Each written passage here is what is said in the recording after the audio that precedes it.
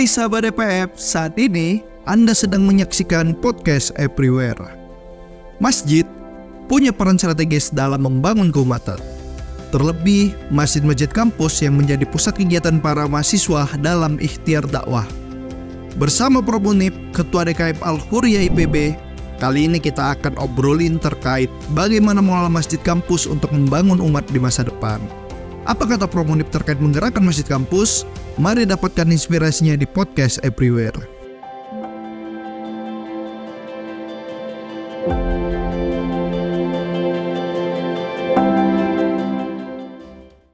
Assalamualaikum warahmatullahi wabarakatuh. Sahabat Lasnas DPF, kembali lagi di podcast Everywhere. Alhamdulillah, pada kesempatan ini kita kedatangan lagi Prof. Munib. Sebenarnya kita bukan kedatangan, kita mendatangi, karena saat ini kita sedang di ruang kerja Prof. Munib sebagai Ketua DKM Masjid Al-Huriyah IPB Bogor. Assalamualaikum Prof. Waalaikumsalam warahmatullahi wabarakatuh. Izin main ke kantornya Prof. Alhamdulillah, izin bikin huru hara nih. Senang sekali bisa bisa kedatangan tamu nih dari Mas Irfan. Alhamdulillah kita bersama tim izin meminta waktunya Prof. Munib untuk ngobrol-ngobrol, pasti karena kita lagi di Masjid Al-Huriyah Prof. Kita obrolan kita paling sekitaran masjid aja lah, yang deket-deket lah Prof ya. Iya. Nggak perlu jauh-jauh lagi Prof. Prof mau bertanya nih Prof. Masjid Al-Huriyah IPB ini didirikannya bersama dengan IPB atau IPB dulu berdiri atau Masjid Al-Huriyah berdiri Prof? Iya, jadi Masjid Al-Huriyah ini didirikan tahun 2000-an. Jadi tahun 2000-an. Jadi sudah lebih dulu IPB ada. Ada. Kemudian dulu ada masjid kecil ya, namanya Al-Huriyah juga.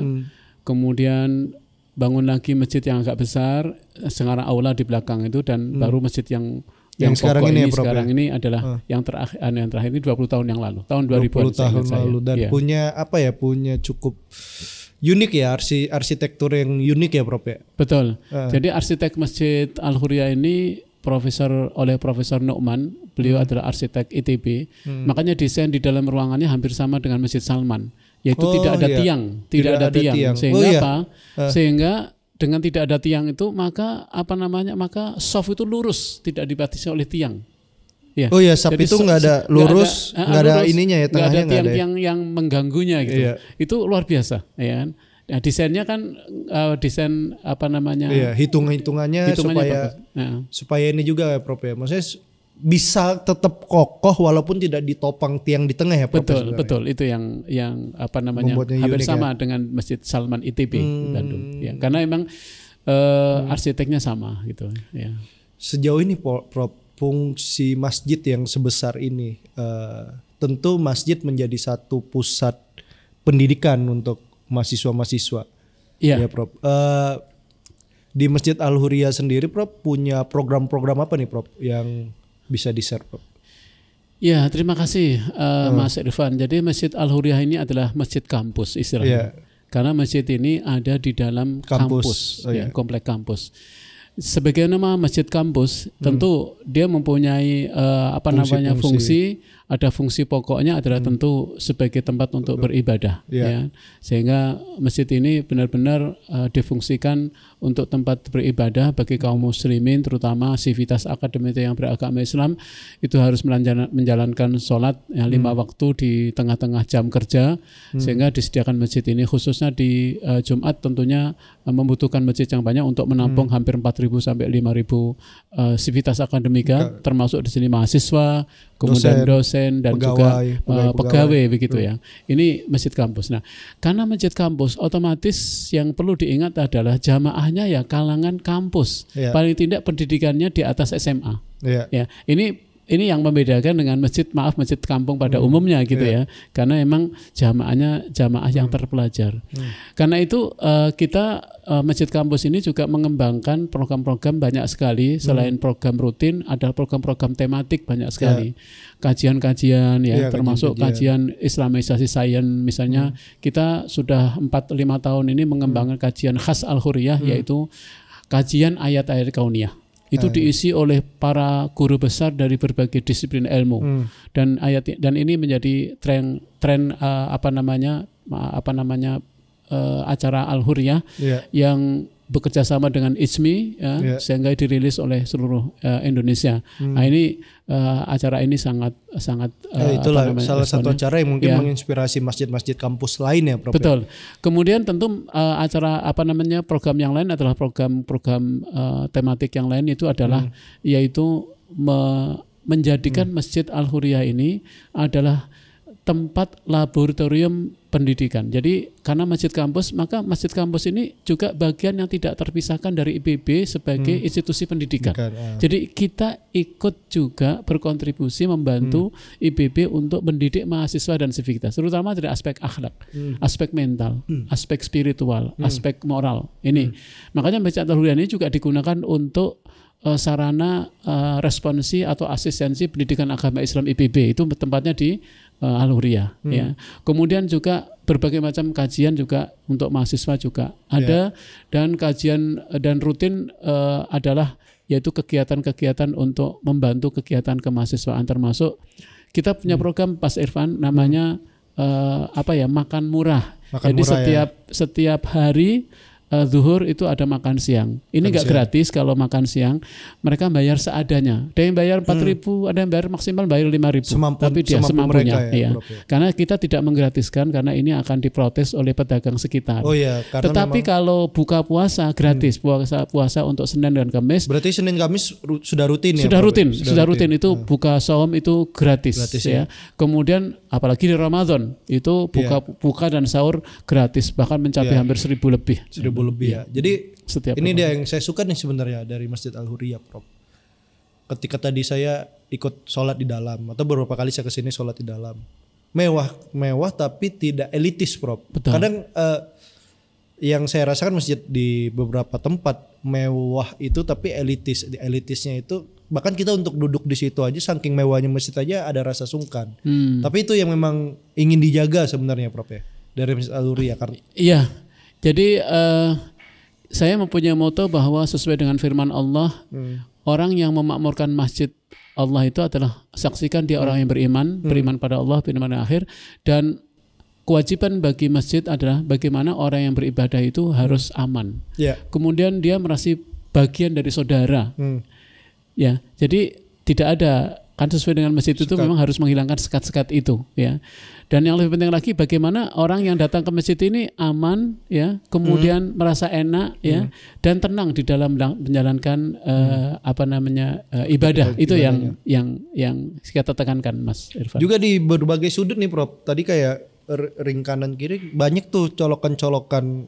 Itu emang didesain banyak colokan supaya nih mahasiswa, mungkin ada, tentu nggak semua mahasiswa kalau nugas harus di KP atau gimana, atau itu memang sudah disediakan gitu. Betul. Ya, Prof, ya? Jadi ini karena masjid kampus, Mas Irfan, jadi masjid kampus ini adalah harus nyaman bagi mahasiswa. Jadi para mahasiswa juga menjadikan masjid tidak hanya untuk sholat tapi untuk belajar, untuk diskusi ya. Bahkan kadang-kadang mereka kalau di daerah kuliah antara sholat duhur dan sholat asar itu sebagian mereka belajar di masjid ya. Oleh karena itu kita sediakan juga internet juga bisa diakses di semua tempat ya. Kompleks masjid. Demikian juga betul sudut-sudut listrik kita sediakan karena untuk mahasiswa kita, mahasiswa karena IPB. Mahasiswa sekarang kan pasti kalau sudah nugas tuh udah buka laptop ya, Prof.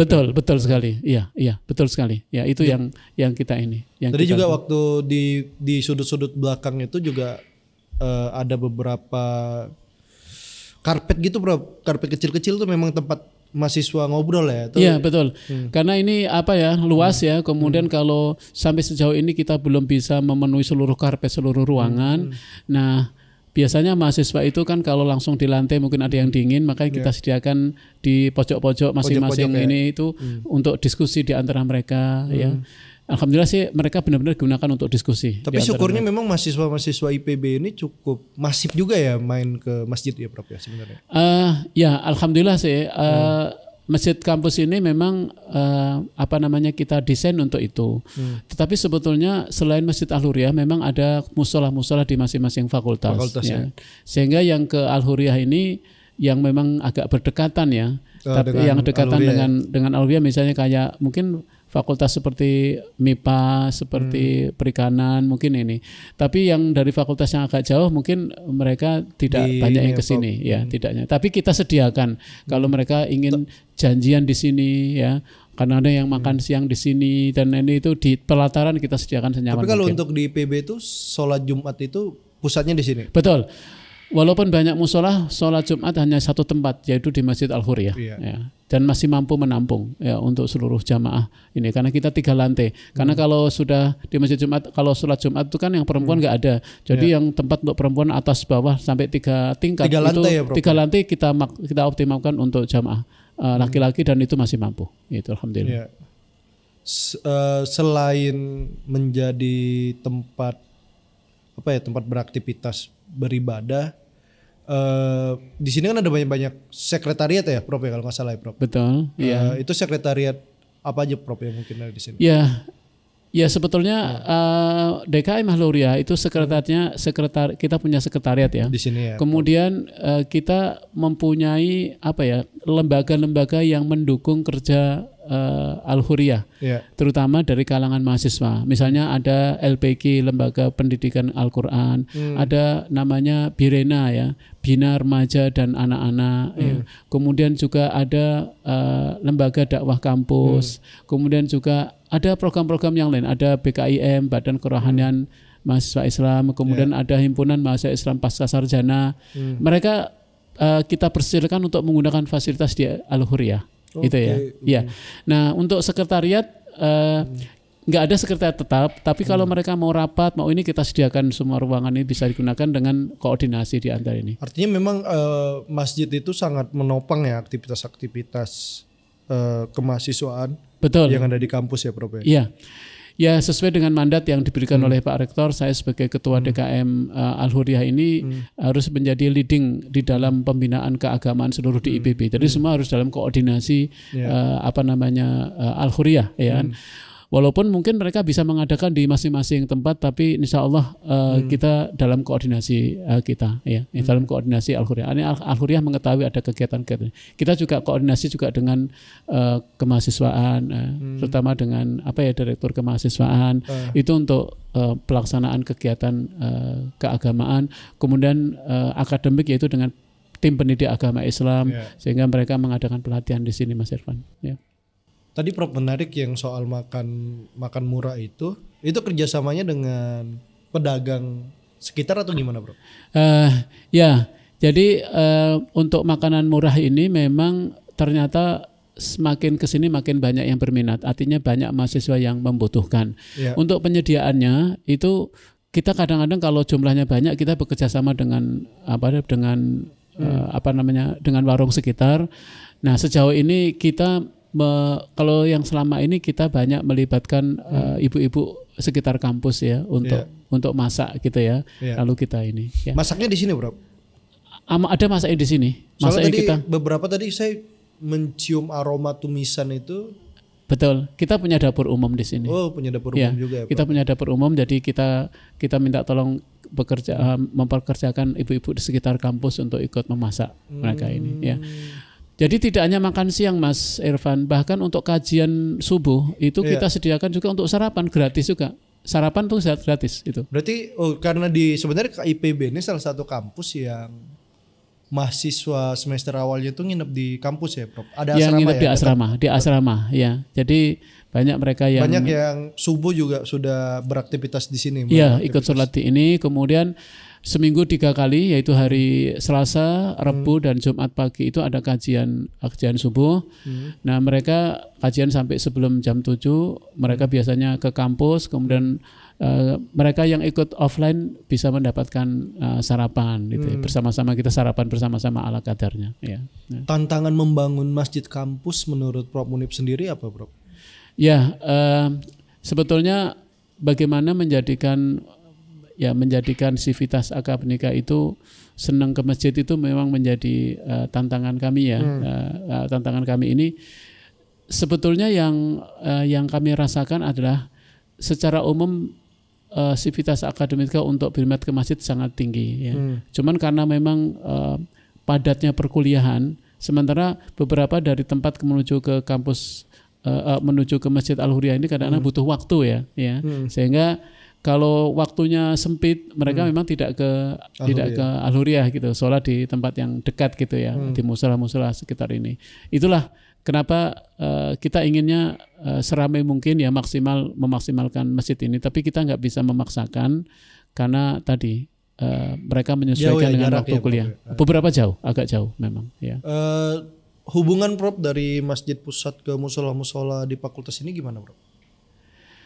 Jadi SK Rektor untuk DKM Al-Huriyah itu adalah saya ketuanya dan saya membawai semua musola-musola ini. Jadi musola-musola itu ada koordinatornya dan koordinator itu satu paket dengan kepengurusan Al-Huriyah.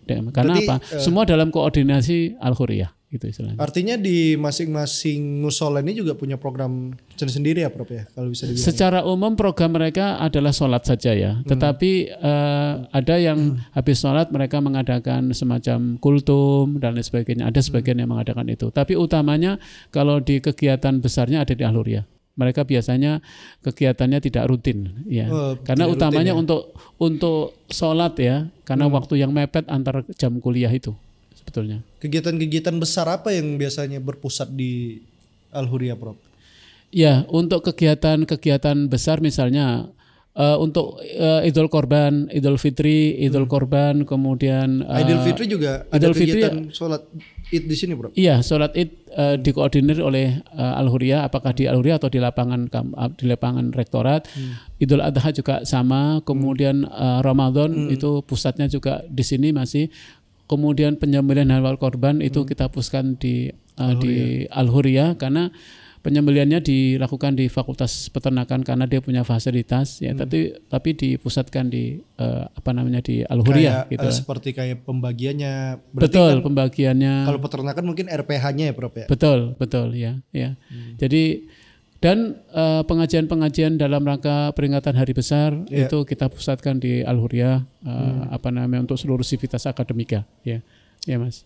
Sejauh ini bagaimana Prof dorongan kolaborasi masjid kampus dengan pihak-pihak lain yang punya kira-kira mempunyai visi yang sama lah. Ya. Alhamdulillah masjid kampus ini atau Masjid Al-Huriyah ini bisa mengadakan kegiatan besar, termasuk yang paling besar itu adalah penyediaan makan gratis dan terutama sahur dan buka gratis lebih dari 1.000. Itu karena kita bekerja sama memang dengan terutama dengan alumni ya. Alumni sangat mendukung. Alumni, kemudian para donatur, kemudian pihak ketiga, misalnya pihak ketiga itu yang pihak private yang punya kerjasama dengan dosen-dosen IPB itu kadang-kadang kita sampaikan dan mereka dengan senang hati juga membantu. Kemudian kita pernah melakukan kerjasama juga dengan warung-warung sekitar ketika buka puasa itu mereka menyajikan itu. Ada kontribusi memberikan makanan untuk buka puasa Masjid Al-Huriyah. Itu yang sudah kita lakukan. Kemudian dengan BLST salah satu perusahaan induknya IPB, kita kerjasama dan beliau juga memberikan bantuan rutin untuk Al-Huriyah, infak dan sedekahnya.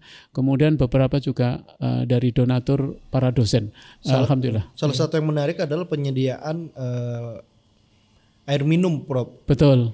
Itu kerjasamanya dengan siapa? Ya, jadi air minum gratis ini juga kita melalui sistem wakaf ya. Dan wakaf untuk air minum ini kita bekerja sama dengan badan wakaf di bawah IPB. Ya, jadi ini juga kerjasama dengan IPB badan cukup wakafnya baik. IPB ya? Iya, badan wakafnya IPB.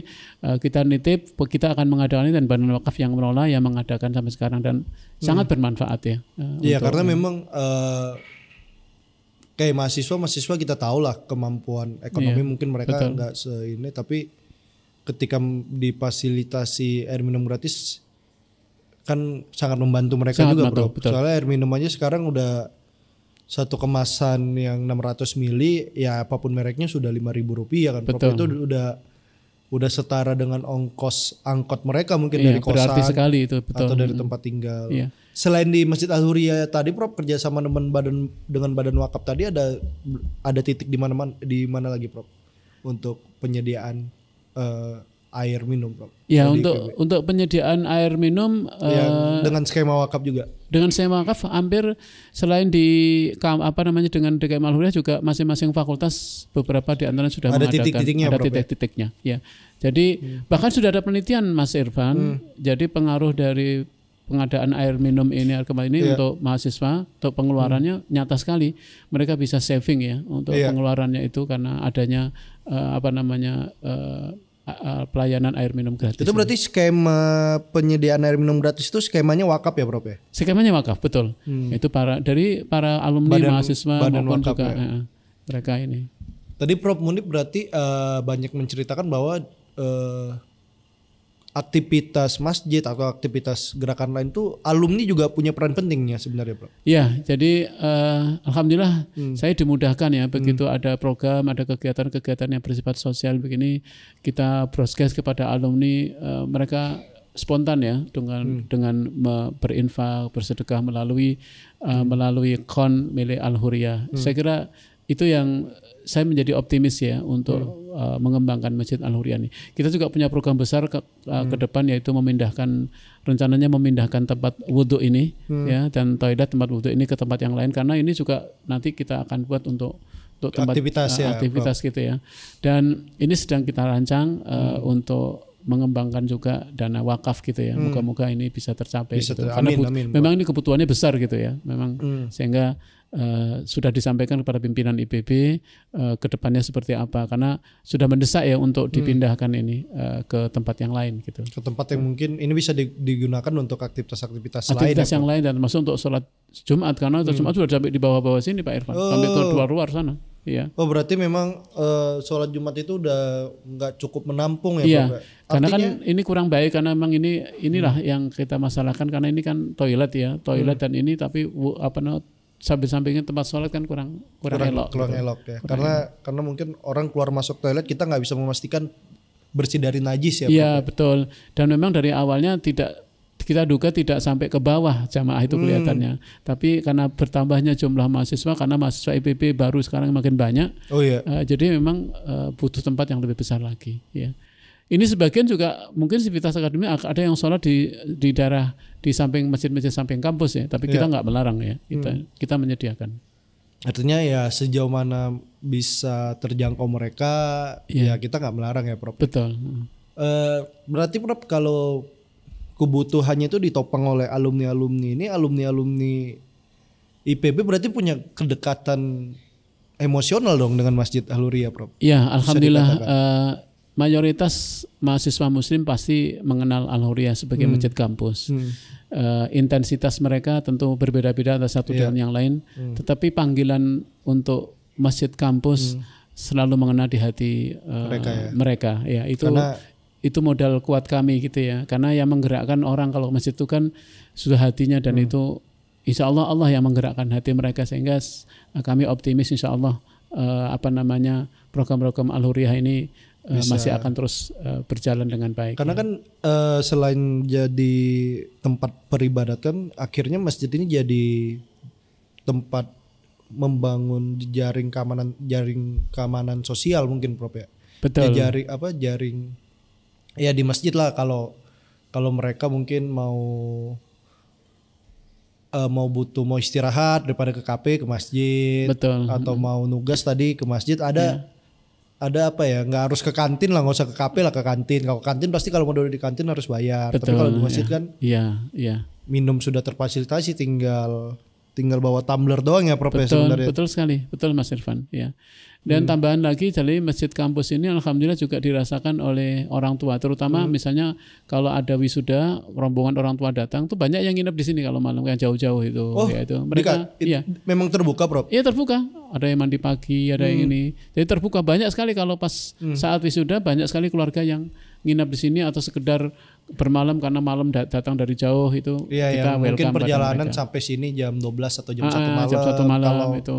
Harus check-in hotel juga kayaknya hotel nggak terlalu banyak ya, Prof ya. Betul. Jadi memang diperbolehkan ya, Prof. Diperbolehkan, kita welcome. Kalau sudah itu sudah kita siapkan. Gitu. Tapi kalau sehari-hari mahasiswanya, Prof, ada nggak yang tiba-tiba nginep di kampus?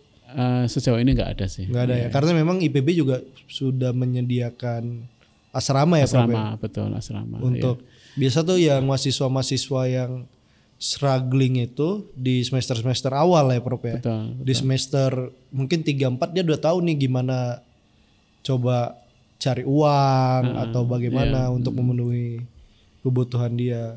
Artinya memang nggak ada ya Prof ya. Tapi yang tinggal di Al-Hurriyah ada ya Prof ya, pasti ya. Tinggal bermalam kita ada namanya marbot itu ya. Marbot itu ada. Dan marbot itu ada asramanya, ada tempatnya di belakang itu. Oh, nggak di masjid ya? Enggak di masjid. Ada tempat sendiri. Marbot ini ada sekitar 24 orang yang 24 orang itu kita siapkan untuk membantu mengelola masjid ini. Terutama dia kan menjaga 5 waktu ya. Salat ini, azan itu.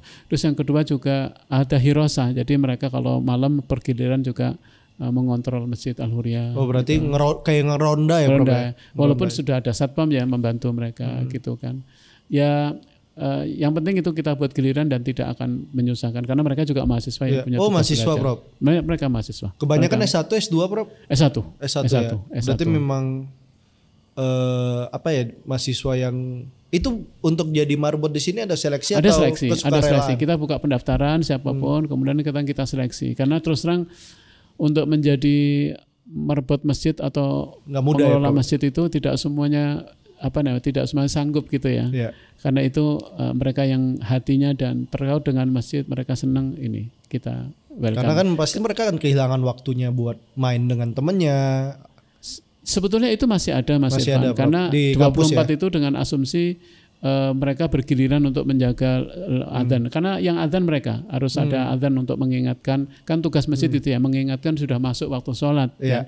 Dan itu tugas dan itu saya bebankan kepada mereka tapi karena bergiliran mungkin satu orang giliran 2-3 hari sekali gitu ya tapi paling tidak ini dan kemudian juga kita ada juga pembina kita Pak Sam itu tinggal di sini bisa jadi imam tapi mahasiswa kita latih juga untuk jadi imam karena marbot ini tidak hanya tukang jaga waktu tapi mereka adalah calon pemimpin bangsa ke depan. Oleh karena itu mereka santri yang kita siapkan untuk menjadi pemimpin ke depan itu. Berarti marbot ini adik-adik mahasiswa ini juga sudah punya outputnya sendiri misalnya keluar dari selesai dari kampus, selesai jadi marbot sudah tahu nih ini bakalan kebentuknya kayak gini nih manusianya nih. Iya gitu. Betul. Jadi saya selalu tekankan karena mereka yang masuk di marbot ini adalah santri. Kalau santri harus ikut pembinaan.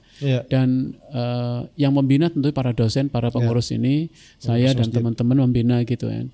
Nah materi pembinaannya bisa tentang leadership, ya, tentang fikih, kemudian ya semua kajian-kajian di Al-Hurriyah ini mereka adalah peserta wajib harus hadir, ya kan. Kalau misalnya kajian tentang sirah Nabi, kajian tentang tafsir Al-Quran, tentang hadis, mereka adalah peserta wajib yang harus hadir. Gitu. Ini memang mereka yang senang itu adalah merupakan tambahan ya, dapat ilmu lain kan, itu. Tapi sampai sejauh ini mereka yang komitmen jadi marbot ya memang sudah menyiapkan diri. Itu apa perwakilan fakultas atau perwakilan daerah? Pertimbangannya lebih kemana, Prof? Enggak, jadi kita berikan kebebasan silakan mendaftar siapa saja terbuka. Walaupun nanti pada akhirnya lulus nggak masalah tiba-tiba anak fakultas pertanian mungkin lulusnya 10 sampai 15 orang. Itu nggak masalah. Nggak masalah. Dan itu setiap angkatan selalu ada sehingga ada kaderisasi mereka. Jadi dari 24 itu ada 3 angkatan. Gitu. Oh, 24 itu 3 angkatan. Itu betul.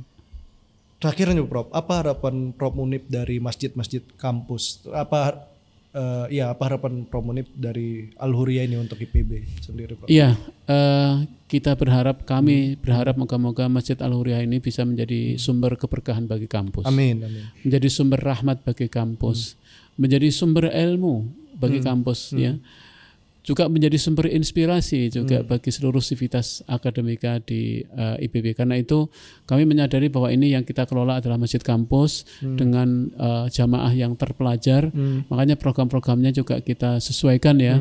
Selain program rutin, program-program tematik terutama bobotnya untuk meningkatkan pemahaman mereka terhadap keislaman, tapi juga kajian terhadap sainsnya juga kuat gitu ya. Bahkan kita ingin melengkapi aspek sains yang selama ini dia peroleh bahwa ilmu pengetahuan itu menjadi sarana penting untuk menyadarkan diri dan semakin mendekatkan diri kepada Allah Subhanahu wa taala. Itu tadi ya. Jadi mimpi kami adalah bagaimana masjid ini hadir untuk menjadi sumber keberkahan bagi kampus dan bagi sivitas akademika. Itu sih cita-cita kami. Moga-moga itu tercapai nih, Mas. Amin insyaallah, Prof. Amin ya Allahumma yaqdil hajat. Terima kasih Prof Munib atas waktu dan obrolannya, luar biasa. Kita ngobrol-ngobrol mengenai aktivitas di Al-Hurriyah, teman-teman. Mungkin ada juga teman-teman alumni IPB yang lagi nonton ini. Kita lagi ngobrol nih tempat di masjid yang teman-teman mungkin punya banyak kenangan lah di sini ya, Prof ya. Terima kasih sudah menyaksikan obrolan ini, teman-teman. Saya dan Prof Munib pamit undur diri. Assalamualaikum warahmatullahi wabarakatuh. Assalamualaikum warahmatullahi wabarakatuh.